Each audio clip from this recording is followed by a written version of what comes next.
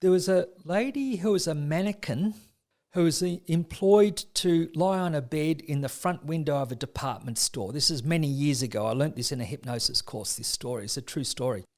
And when it was the time to finish her shift, so she'd get up and leave the window. I think that she was it was advertising a bed mattress or whatever. So she was lying on that. She's meant to lie on it like she's asleep.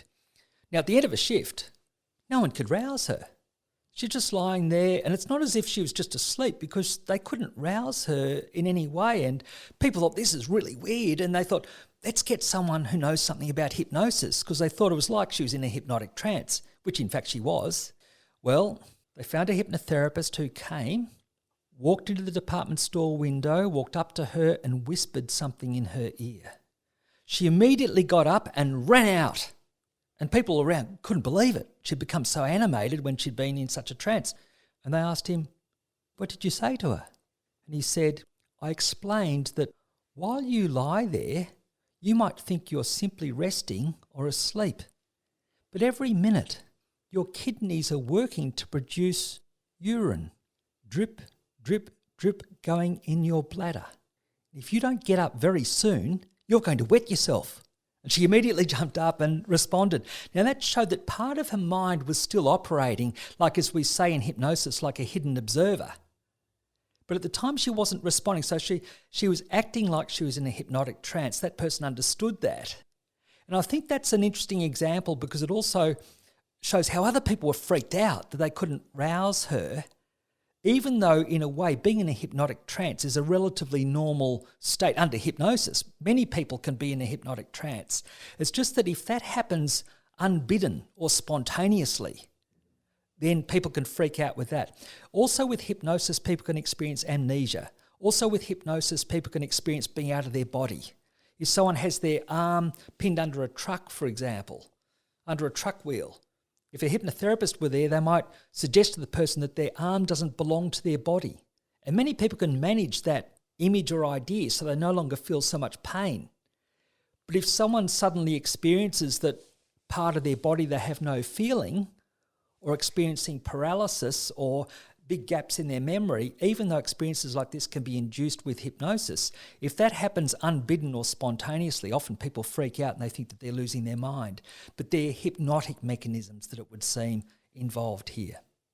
Well, it is just a fascinating phenomenon in terms of that hypnotic aspect. And Dad, I probably shouldn't joke about it, but at the same time, my first thought when you were telling me that story is, geez, I bet the beds were flying out the door before they were able to get her up in terms of absolutely her job. So they might have spoiled their sales pitch. Exactly. Absolutely fascinating story that someone, I suppose, could be in such a state, in that situation, seemingly out of the blue.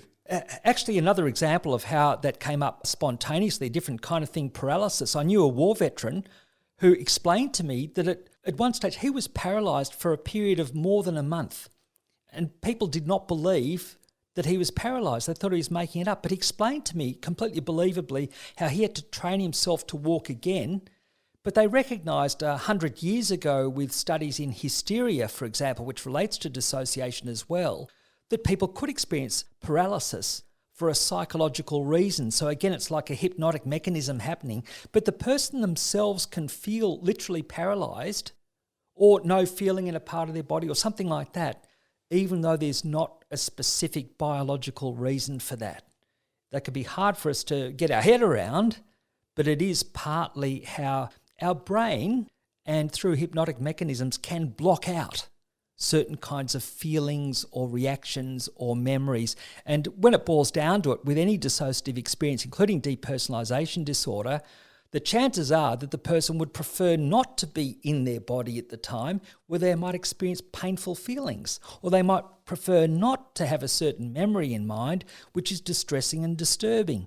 So I think that a lot of dissociative experience, including depersonalization, often starts off with a person, in a sense, is trying not to be feeling what they're feeling, to try and be outside of their body, or as though the world is not real, because their world at the time is pretty frightening or overwhelming.